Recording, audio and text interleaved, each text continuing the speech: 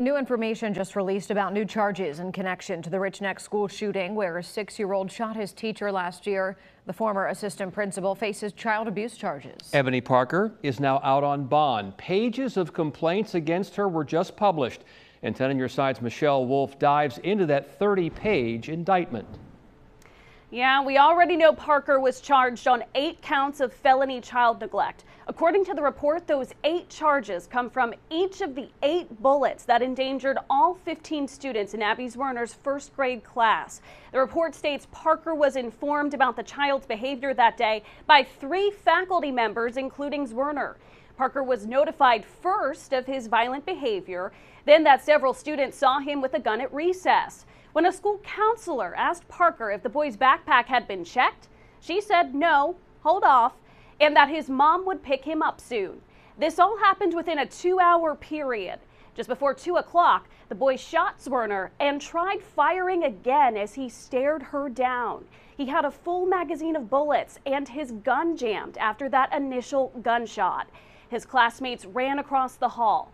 Parker, who was in the main office at that time, locked herself in her office when she was told someone's been shot and did not open the door until police arrived. Ahead on Wavy News 10 at 6, more on the investigation and the boy's missing academic files. Michelle Wolf, 10 on your side. Thank you, Michelle. Now our team coverage continues with reaction to the new charges against the former assistant principal. Only on 10, Andy Fox spoke with a member of the victim, Abby Zwerner's legal team. Andy? Yeah, we met with them here at the Toscano law firm. They were very impressed with how thorough the report was. You heard from Michelle's report, very detailed. And they also thought that it was very accurate how they portrayed the 2 top people at that school on that day, the principal and the assistant principal. Abby Zwerner's attorneys speak about how the special grand jury report seems to have uncovered what they think is a cover-up. There is a volume of information that should be maintained and kept so that investigations like this can be full, complete, and transparent. And that doesn't seem to have taken place. They think the report shows how woefully ill-prepared the school administration was to deal with what happened, including no school resource officer. The absence of a full-time SRO at the school, at each school, is shocking to me. The buzzer at the door wasn't working. There was police that were there that waited 1 full minute before they could access the premises. They spoke about how this criminal case will be a precedent for holding school officials responsible for what goes on during the school day. Under the facts and circumstances of this case, it seems as though there were clear and obvious acts that should have been taken that could have prevented the shooting of Ms. Zwerner. And they think about how much worse it could have been.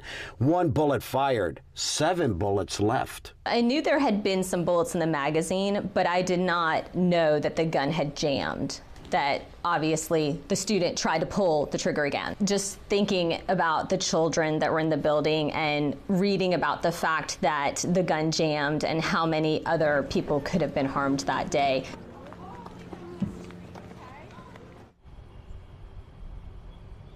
Yes, it could have been so much worse. Now, after Abby Zwerner is shot, she goes up to the administration office. Coming up tonight on Wavy News 10 at 6, what this report says, what happened once she got there, where the principal and the assistant principal were, they were locked in their offices. Zwerner was in the lobby. I'll have that part of the story at 6. In Virginia Beach, Andy Fox, 10 on your side.